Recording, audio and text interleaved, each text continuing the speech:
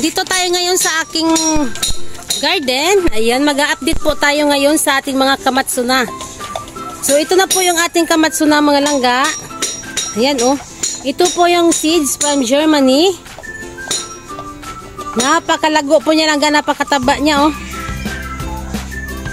Ayan, hanggang dulo po yan, yung ating mga kamatsuna na yan. Napakaganda po nila. Ayan, oh, malapit na tayo makapag-harvest dito mga langga. Napakaganda. Ayan, umulan. So ngayon, ayan, pagkatapos ng ulan, ayan, napakaganda. Wow.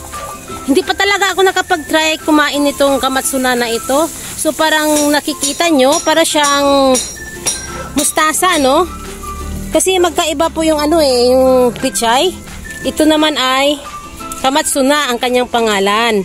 Napakaganda po ng kanyang talbos mga langga, parang ang sarap ng kainin, oh. Ayan ang taba, no? Napakaganda. Ayan, oh. Wow, hanggang dulo yan. Tapos dyan, ayan, oh, kamatsuna natin.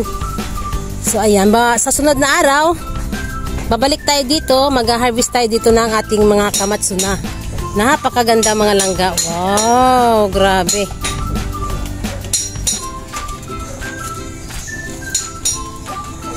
Ayan. Katabi niya yung ating mga Chinese kangkong, ayan, no. Naghahabaan na langga, mag-harvest din tayo dyan ng ating Chinese kangkong. Doon sa taas, ayun, magtatanim pa tayo doon. Saka na-harvest na natin dyan yung ating itinanim nung nakaraan. Ayan, grabe yung Chinese kangkong natin mga langga. Nakita nyo ba yan? Grabe, oh. Napakaganda. Pero talagang dito ako sa kamatsuna na-challenge kung ano na ang luto ang gagawin natin dito. Masarap siguro siyang gataan sa isda. Yan, napakaganda. Wow. Okay. Ayan. Sa sunod na araw, magbabalik tayo dito. Kung tayo ay makapag-harvest na dito ng ating mga kamatsuna. Ayan. Pasikat na yung araw. Kanina kasi umulan. So ngayon, ayan, tumila na, nandito tayo ulit sa garden. Napakaganda po ng kanilang mga talbos. Wow. Sino na ba nakakatikim sa inyo ng kamatsuna? Ayan, oh, ang sarap. Okay, ayan, balik tayo sa sunod na araw. I-update po natin ng ating mga kamatsuna. Hello mga langga. Ayan ang aking mga garden. Napakalusog ng mga langga. Nakita nyo ba? Ito na po yung ating harvesting ngayon. Itong ating itinanim na mga kamatsuna galing Germany. So, ayan, kailangan na natin silang harvesting dahil sila po ay malulusog na. Baka mamaya sila ay tumanda pa at hindi na natin sila maha-harvest pa. Hindi na natin sila magugulay dahil sila ay mga matitigas na ang mga dahon pag matagal na natin silang pipitasin. Ayan. Tara na mga langga at mag-harvest na tayo ng ating mga gulay. Ito po yung ating kamatsuna.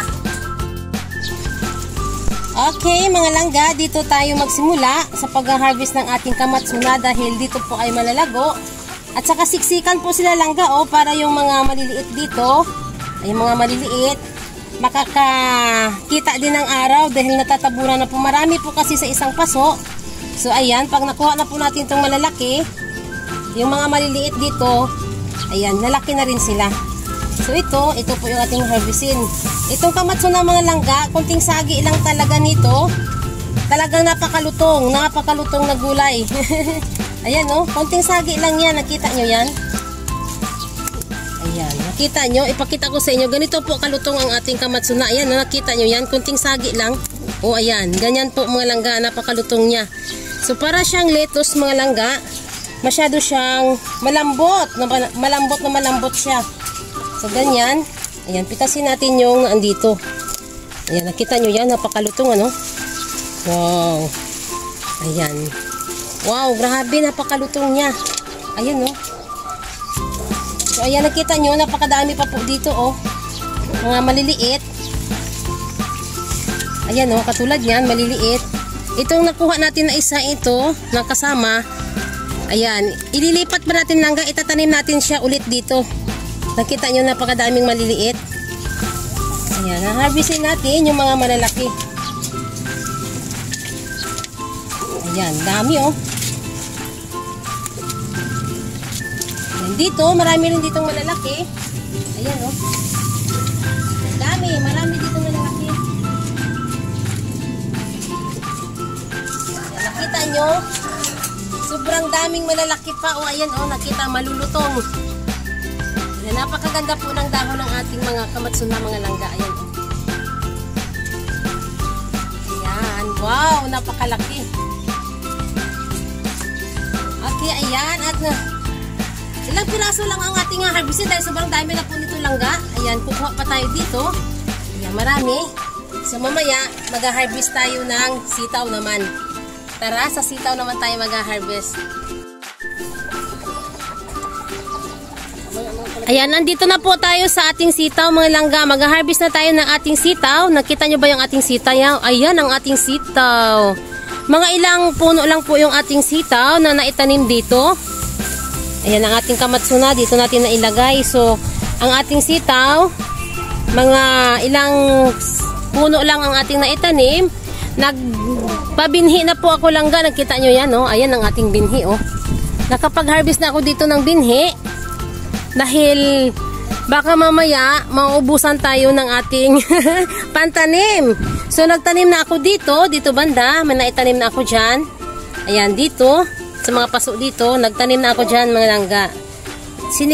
Isiningit ko lang po dyan sa nakatanim ng mga sili, ang ating mga sitaw. Dahil ang mga sitaw naman kasi, pwede yan kahit saan lang natin sila itatanim. Dahil mas mauna po silang ma-harvest kaysa mga sili. Ang ating mga sili ay matagal pa po yan. Magbubunga at magbubunga naman ang mga sili. Hindi naman po masila ng mga sili pag hinahaluan ng ibang tanim. Ayan, sayang po kasi dahil malalaki naman po yung paso dyan. Oh. Ayan, malalaki. Kaya pwede natin singitan ng sitaw. So, ayan, ito yung ating mga sitaw. Nakita nyo yan? Wow, grabe oh. Ang dami. Ang lakas ng hangin. Sobrang lakas. Ayan, nakita nyo yan oh. Uulan. So ngayon, ayan, mag-harvest na tayo ng ating mga sitaw. Ayan, ang lakas ng hangin dito sa 3rd floor. Ito na yung ating harvestin. Ito, oh. Ayan, ang ating sitaw. Ayan, parang uulan na mga langga. Uulan na. Ang taas, oh.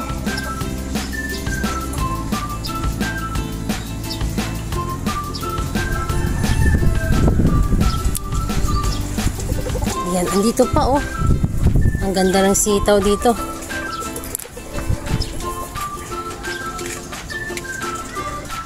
Okay, ito na yung ating na-harvest. Ayan, ang ating na-harvest yung ating sitaw. Ang ating kamatsuna na ihahalo natin sa ating nilaga. Ayan. Okay, tara at magluluto na tayo langga ng ating nilaga. Ito na po yung ating nilaga, ang ating baka para sa ating isasahog na kamatsuna. Ayan, dito tayo naglaga sa kahoy mga langga, dito sa rooftop, dito sa garden, dahil mas okay po maglaga dito sa may kahoy. Marami kasing kahoy, hindi mauubos yung ating gas. Pag nilaga kasi, dito ako naglalaga talaga sa aking lutuan ng kahoyan. Ayan. Okay, mamaya at pag malambot na yan, ilalagay na natin yung ating gulay. Ito na po yung ating sitaw, nilagay ko na. Yan ang ating baka. Wow! Ilalagay na natin yung ating yung ating kamatsuna. Matitikman na natin langga. Ito na po yung ating pinaghirapang itanim, ang ating kamatsuna. Ang dami nito, talagang madami ito. Nasabi sa akin ni Ma'am Orfa, ang ating sponsor nitong ating itinanim na kamatsuna, kailangan po daw mga langga, saglitan lang. Huwag daw masyadong ilanta itong pagkaluto ng ating mga kamatsuna. Yan, first time ko po siya matikman. Kaya ayan, matitikman na talaga natin. Sino sa inyo ang nakatikim na ng imported na kamatsuna? Galing Germany ito langga. Kaya, first time natin makakatikim. Ayan.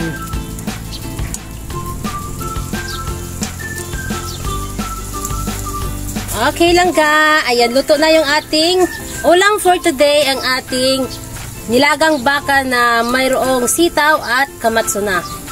Ayan, salamat at nagugutom na mga langga. Kakain na tayo. Ayan, salamat sa inyong lahat. Sa walang sawang panunod sa aking mga vlog, please subscribe my channel, Inday Names Rooftop Garden. Bye!